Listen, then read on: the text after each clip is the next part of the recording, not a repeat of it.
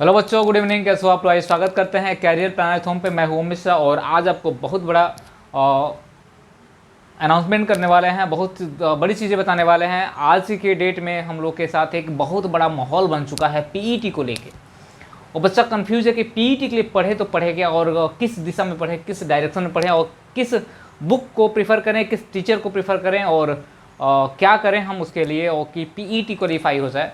तो इसके पहले जितने भी यूपी ट्रिपल के एग्ज़ाम हुआ करते थे, अलग अलग एजेंसियों के द्वारा हुआ करते थे, अब जितने भी यूपी ट्रिपल के एग्ज़ाम होंगे सब सारे जो होंगे पीईटी के अंदर, पीईटी के थ्रू होंगे। यानी पीईटी मतलब एक आपका प्राथमिक स्तर का टेस्ट है।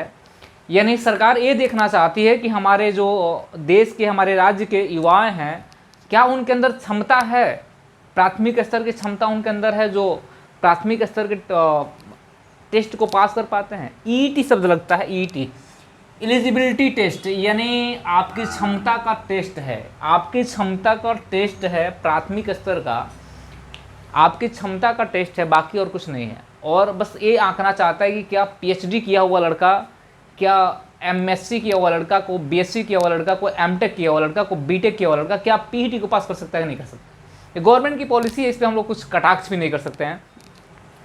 और गवर्नमेंट जो चाहे वो कर सकती है, हम लोग कुछ नहीं कर सकते हैं, क्योंकि हमने ही गवर्नमेंट को वहाँ उठा के बैठा दिया है। सरकार को हमने ही बैठाया, तो गवर्नमेंट जो चाहती है कर सकती है, क्योंकि उसके पास कुछ करने के लिए चीज़ें हैं नहीं, विकास के कार्य है नहीं। पीईटी मेरे दृष्टिकोण से पीईटी बहुत ही अच्छा नहीं है। देखा जाए तो पीईटी बहुत अच्छा नहीं है। जैसे वैकेंसी चल रही थी, क्या आप लेखपाल की वैकेंसी नहीं दे सकते थे? क्या आप दरोगा की वैकेंसी जैसे दिए हैं वैसे आप और अदर वैकेंसियाँ नहीं, वीडियो की वैकेंसी हो गई, लोअर पीसीएस की वैकेंसी हो गई, ये सारी वैकेंसी आप हर साल क्यों नहीं दे सकते हैं? जो आपके पास वैकेंसी है, लेखपाल की वैकेंसी कई साल से अटकी हुई है, क्या इस वैकेंसी को आप नहीं दे सकते हैं? क्या आपके पास कोई शब्द नहीं है इसके लिए कि क्या हम पीईटी की जगह लेखपाल की वैकेंसी को लाएं? क्या आपके पास ऐसा कोई शब्द नहीं है? क्या आपके पास ऐसा कोई आयोग नहीं है कि आप वीडियो की वैकेंसी को क्लियर करा दें, बाकी जितनी वैकेंसी उसको क्लियर कराएं? लेकिन कुछ ना कुछ मुद्दे तो चाहिए ना, कि आदमी उसमें बझा रहे, जनता उसमें बझी रहे, और क्या करे कि भाई हमारा सरकार चलती रहे, बस काम चलता रहे। तो पीईटी मेरे दृष्टिकोण से तो नहीं होना चाहिए। जहाँ तक कि बाकी टीचरों का क्या राय हम नहीं जानते हैं, लेकिन पीईटी मेरे दृष्टिकोण से, मैं एक शिक्षक के भांति कह रहा हूँ, मैं एक छात्र की भांति कह रहा हूँ, पीईटी मेरे दृष्टिकोण से नहीं होना चाहिए। और पीईटी की वैलिडिटी 1 साल है। और सोच लीजिए कि 1 साल लड़का आज पास पीईटी करता है, तो 1 साल तक मान लो कोई वैकेंसी ना आए तो फिर दोबारा पीईटी, वो पीईटी जिंदगी भर पास करता रहेगा, वैकेंसी आएगी नहीं। तो पीईटी का पैसा तो लेना ही लेना, उनको 185 रुपये वो ले रहे हैं एक बच्चे से, और पीईटी लड़का देगा ही देगा। इसका मतलब है कि इसका अगर वैलिडिटी आप बढ़ाते कि 5 साल होता, 6 साल होता, या तो इसकी वैलिडिटी आपको एक बार लाइफ में पास करनी होती तो बात अलग होता।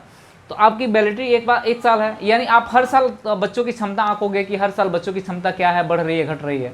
यार कोई दूध में पानी थोड़े ना है कि आप देख रहे हो कि दूध में पानी बढ़ रहा है या घट रहा है, ऐसा कुछ तो है नहीं ना। लेकिन आओ कुछ सिलेबस से मैं जानना चाहता हूँ, और मैं आपको बताना चाहता हूँ कि पीईटी का बैच मैं भी बना रहा हूँ। बच्चों ने बहुत जिद किया कि सर पीईटी का बैच बनाइए, मैं भी बना रहा हूँ, लेकिन मेरे दृष्टिकोण से ऐसा नहीं होना चाहिए। देखिए पीईटी में जो सेगमेंट है वो है हमारा हिंदी है, जीएस है, इंग्लिश है और मैथ है, ये रीजनिंग है, ये टॉपिक है, सारे टॉपिक इसमें मिलाया गया। जीएस में जो है भारत का इतिहास है, भारत राष्ट्रीय आंदोलन है, यानी ये भी हिस्ट्री में आ जाता है, भारत का भूगोल है, भारत की अर्थव्यवस्था है, संविधान है और लोक प्रशासन है, यानी हम कह सकते हैं सामान्य विज्ञान है, सामान्य हिंदी है और रीजनिंग है। और सब कितने कितने अंक के हैं? 5-5 अंक के हैं। सब कितने कितने अंक के हैं? एक नंबर के क्वेश्चन सब 5-5 अंक के होंगे। हमने कहा समायिकी यानी करंट अफेयर के मुद्दे होंगे, यानी करंट अफेयर का जो मुद्दा होगा वो राष्ट्रीय और अंतर्राष्ट्रीय स्तर पर होगा, नेशनल और इंटरनेशनल के स्तर पे आपके करंट मुद्दे पूछे जाएंगे। यानी आप डेली अपडेट रहिएगा न्यूज़पेपर से, आप डेली अपडेट रहिएगा, आप न्यूज़ से हमेशा अपडेट रहिएगा, और वैसे चैनलों को पकड़िएगा न्यूज़ चैनल के लिए जो अच्छा कुछ दिखाता हो, यानी भक्ति ना करता, वैसे चैनल को पकड़िएगा जो देश हित के लिए, जो राष्ट्रीय मुद्दे हैं उसको, अंतर्राष्ट्रीय मुद्दे उसको दिखा रहा है, उसको पकड़िएगा, जिससे आपका जो समसामयिकी तैयार हो जाएगा। बहुत ज़्यादा मुद्दा नहीं। अंक गणित है, प्राथमिक गणित है, जिसमें प्राथमिक गणित में आपका छोटा छोटा टॉपिक दिया है, जैसे नंबर सिस्टम में कुछ दिया हुआ है, उसके बाद से चक्रवृद्धि ब्याज है, परसेंटेज का कुछ पार्ट है, यानी ये 5 अंक का केवल पूछा जाए। कितने अंक का पूछा जाएगा? 5 अंक का। जो मैं जब पढ़ाऊंगा तो बता दूंगा किस किस टॉपिक से क्वेश्चन पूछा जाएगा। सामान्य जागरूकता है। सामान्य जागरूकता का मतलब होता है आप समझ रहे हो कि जो इस समय प्रेजेंट टाइम में घटनाएं घट रही हैं, यानी समायकी में भी उसको ले सकते हैं, जो राष्ट्रीय अंतर्राष्ट्रीय में जो घटनाएं घट रही हैं, जो एक्चुअली देखा जाए हिस्टोरिकल दृष्टिकोण से जो महत्वपूर्ण है, यानी हिस्ट्री के दृष्टिकोण से महत्वपूर्ण है, ज्योग्राफी के दृष्टिकोण से महत्वपूर्ण है, और पॉलिटी के दृष्टिकोण से महत्वपूर्ण है, उसको हम लोग सामान्य जागरूकता बोलते हैं। कि यानी जागरूकता का मतलब कि हम उस चीज़ों को हमेशा जागरूक हैं उस चीज़ के लिए, क्योंकि कोई भी घटनाएं होती हैं अगर राष्ट्रीय मुद्दे को लेके, या तो कोई घटनाएं होती हैं हिस्ट्री को लेके, कोई घटनाएं होती हैं पॉलिटी को लेके, तो वो सामान्य जागरूक से आपसे कितने प्रश्न पूछे जाएंगे? 10। हिंदी गद्यांश और व्याकरण, यानी आप जानते हैं कि जो आपका कॉम्प्रिहेंशन जो है हिंदी का, उससे क्वेश्चन से पूछे जाएंगे, और आपके ग्रामर से क्वेश्चन पूछे जाएंगे। वो कितने होंगे? 10 अंक के हो जाएंगे। ग्राफ व्याख्या और विश्लेषण, जो मैथ का जो है टॉपिक है, तालिका की व्याख्या और विश्लेषण। बच्चा समझ नहीं पा रहा है कि ये ऐसा सिलेबस दे रखा ना कि ग्राफ की व्याख्या विश्लेषण, बच्चा कभी देखा ही नहीं है किताब में कि ग्राफ की व्याख्या विश्लेषण क्या होती है। मैं कहता हूँ DI डेटा इंटरप्रिटेशन का दोनों टॉपिक है, डेटा इंटरप्रिटेशन का दोनों टॉपिक है, यानी बार ग्राफ, पाई ग्राफ, इकोनॉमिकल ग्राफ, यानी जो भी ग्राफ हमारे यहाँ बनते हैं दोनों उसी के टॉपिक है। यहाँ से कितने प्रश्न पूछे जाएंगे? 20 प्रश्न। यहाँ से 20 प्रश्न पूछे जाएंगे। अंक गणित से कितने प्रश्न पूछे जाएंगे? 5 प्रश्न। और रीजनिंग से कितने प्रश्न पूछे जाएंगे मेरे भाई? 5 प्रश्न। यानी 20, 10, 30 प्रश्न मैं हल करा दूंगा। 30 प्रश्न की जिम्मेदारी मैं लेता हूँ आपसे कि 30 प्रश्न हमारे चैनल पे आपको मिल जाएंगे। बाकी तो आपको ये पढ़ना पड़ेगा, यानी सामान्य हिंदी किसी चैनल पर जाके पढ़ना पड़ेगा, आपको साइंस कहीं जाके पढ़ना पड़ेगा, या तो आपको हिस्ट्री, पॉलिटी, ज्योग्राफी, जो आपको नॉर्मल चीज़ें, अगर मैं देखूँ कि अगर नॉर्मल चीज़ें एक GS की किताब उठा लेते हो जिसमें हिस्ट्री, पॉलिटिक्स, ज्योग्राफी, इकोनॉमिक्स सारी चीज़ दी गई है, तो मुझे लगता है कि सब चीज़ तैयार हो जाएगा। बहुत पहला पेपर है ना, बहुत ही लेंदी तरह का नहीं पूछा जाएगा, क्योंकि पहला है अभी, भरने वालों की संख्या बहुत ज़्यादा है, तो पेपर बहुत टफ नहीं बनाएंगे, वैसे कोई दिक्कत नहीं है।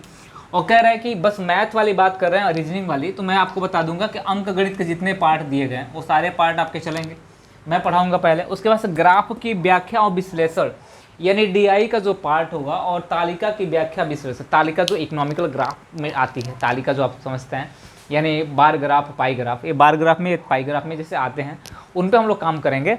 यानी हम कह सकते हैं कि दोनों पे हम लोग क्या करेंगे? काम करेंगे। 20 नंबर का ये है, 5 नंबर ये है, ये दोनों मिला के कितने हो गए भाई? 25 नंबर के। ये दोनों कितने नंबर हमको हो गए? 25 अंक के प्रश्न होंगे।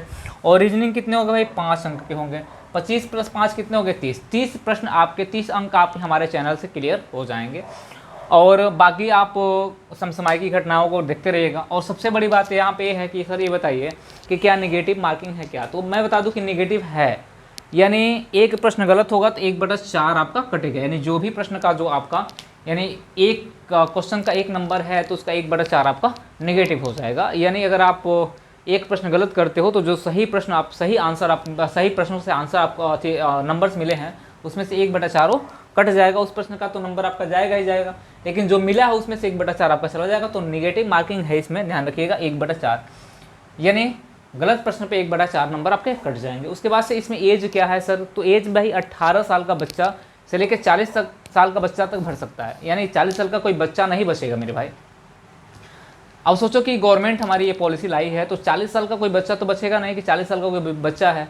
और प्राथमिक एलिजिबिलिटी टेस्ट, यानी सरकार ये चाहती है कि हम अपने बच्चों को, जो हमारे यहाँ MSc कर चुका है, इलाहाबाद यूनिवर्सिटी से MSc कर रहा है, जो B.Ed किया है, जो BSc किया है, जो B.Tech किया हुआ, जो PhD कर रहा है, वो भी प्राथमिक एलिजिबिलिटी टेस्ट दे।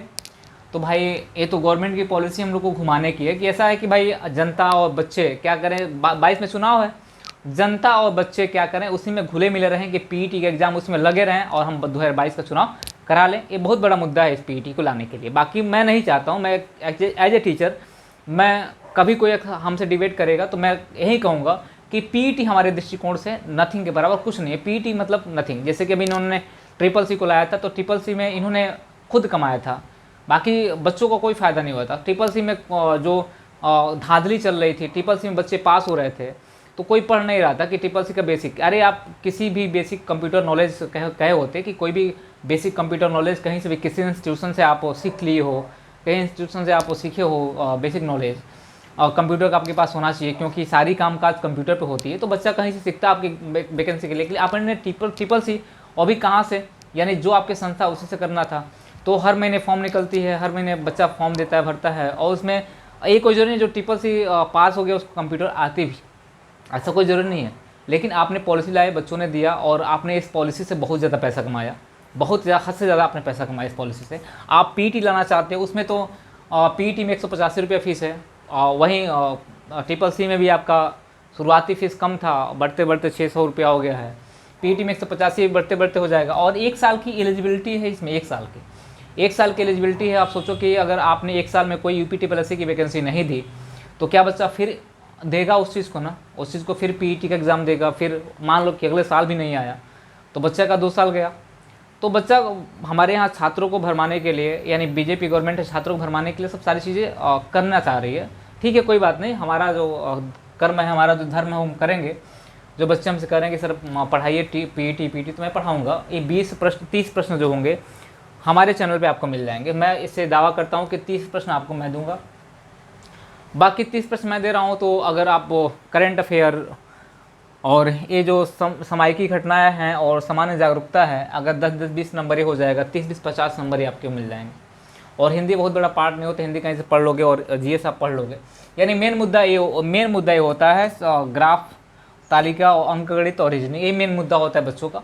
और ये मेन मुद्दा मैं क्लियर करा दूंगा अपने चैनल पे। और जो बच्चा मुझे देख रहा है तो मेरी क्लास चलेगी 6:30 से, यानी 6:30 से क्लास चलेगी मेरी, 6:30 से क्लास चलेगी पर डे। वो भी लाइव क्लास होगी हमारी कैरियर प्लेटफॉर्म पे, इसी चैनल पे होगा। और आपको मंडे या ट्यूसडे से होगा, मैं कंफर्म एक दिन पहले कर दूंगा कि क्लास कब से होगी, यानी मंडे ट्यूसडे इसी 2 दिन के अंतर्गत हम लोग क्लास शुरू करेंगे और ये चीज़ें होंगी। और मैं बता दूं कि अगर ऐसा कुछ होता है तो हमारा जो दरोगा की वैकेंसी इस समय तो नहीं, इस बार क्योंकि फॉर्म अप्लाई हो चुका है। आने वाले समय में दरोगा की वैकेंसी हो गई, वीडियो की वैकेंसी हो गई और लेखपाल की वैकेंसी हो गई, जितनी भी अधिकतर यूपी पीएससी के अंतर्गत वैकेंसी आती थी वो सारी वैकेंसी पीईटी के अंतर्गत आएगी। यानी आप पीईटी पास किए रहोगे तो सारी वैकेंसी दे सकते हो। क्योंकि आपने देखा कि लोअर पीसीएस जो था हमारा ओपीपीएससी के अंतर्गत आता था, लेकिन उन्होंने क्या कर दिया कि उसको भी यूपी टीपीएससी के अंतर्गत कर दिया। तो हो सकता है कि उसको भी, लोअर पीसीएस को भी वो पीईटी के अंतर्गत ही करेंगे। क्योंकि आपको अगर अधिकारी बनना है, अगर लोअर पीसीएस में अधिकारी बनना है तो आपको भी अपना एलिजिबिलिटी टेस्ट देना पड़ेगा, क्योंकि आप उस लायक हो कि नहीं हो, ये बहुत बड़ा मुद्दा है। तो ये गवर्नमेंट की पॉलिसी है, आप समझ सकते हो कि चुनाव है 2022 में और आपको भरमाने के लिए सब लाया गया है। क्योंकि मुद्दा तो कोई है नहीं, क्योंकि कोई छात्रों के लिए कोई मुद्दा नहीं, क्योंकि सबसे ज़्यादा नाराज़ छात्र और किसान है, बस सबसे ज़्यादा नाराज़ छात्र और किसान है, बाकी और कोई मुद्दा है नहीं। तो उस मुद्दे को ढकने के लिए उन्होंने एक सब काम किया है। तो कोई बात नहीं, मेरे चैनल पे एक क्लास चलेगी, 6:30 से क्लास चलेगी और 6:30 से क्लास चलेंगी और हम लोग क्लास को अटेंड करेंगे। मैथ के पूरे पार्ट को, रीजनिंग के पूरे पार्ट को, यानी 30 नंबर आपका क्लियर मैं कर दूंगा, 30 से 40 नंबर क्लियर मैं कर दूंगा। मेरा दावा है कि 30 से 40 नंबर आपका मैं क्लियर कर दूंगा। बाकी आप किसी अदर चैनल जो अच्छा आपको लगता है उस पर आप पढ़ सकते हो। बाकी आप भारी संख्या में मेरे पास आएँ और पीईटी को पढ़ें अच्छे से। पूरी फ्री क्लास होगी, कोई पेड क्लास नहीं होगी, 1 रुपया चार्ज नहीं होगा आपसे। जैसे कि शाम को मेरी 10 बजे क्लास चलती है यूपी दरोगा के लिए, सुबह चलती है 10 बजे से हमारी टेट के लिए। जो बच्चा टेट पढ़ना चाहते हैं सुबह 10 बजे क्लास ज्वाइन कर सकता है, पर डे लाइव क्लास चलती है। और शाम को 10 बजे हमारा दरोगा के लिए क्लास चलता है। और ये जो शाम को चलेगा 6:30 पे, ये चलेगा हमारा पीईटी का क्लास चलेगा। तो आई होप दैट कि आप लोग क्लास करोगे और सबको जोड़ने का प्रयास करोगे। और जिनको हमारे कैरियर प्लानर के टेलीग्राम ग्रुप से जुड़ना है तो इस वीडियो के डिस्क्रिप्शन बॉक्स में उस ग्रुप का लिंक दिया गया है, हमारे व्हाट्सएप ग्रुप का लिंक दिया गया है, आप जुड़ सकते हो। और कोई भी क्वेरी हो, आप नंबर दिया गया इस वीडियो के डिस्क्रिप्शन बॉक्स में, वहाँ से मुझे आप कॉल कर सकते हो, मैसेज कर सकते हो, आपको सारी क्वेरी दी जाएगी और क्लासेज आपकी कंटिन्यू चलेगी। चलिए मिलते हैं हम लोग क्लास में, धन्यवाद।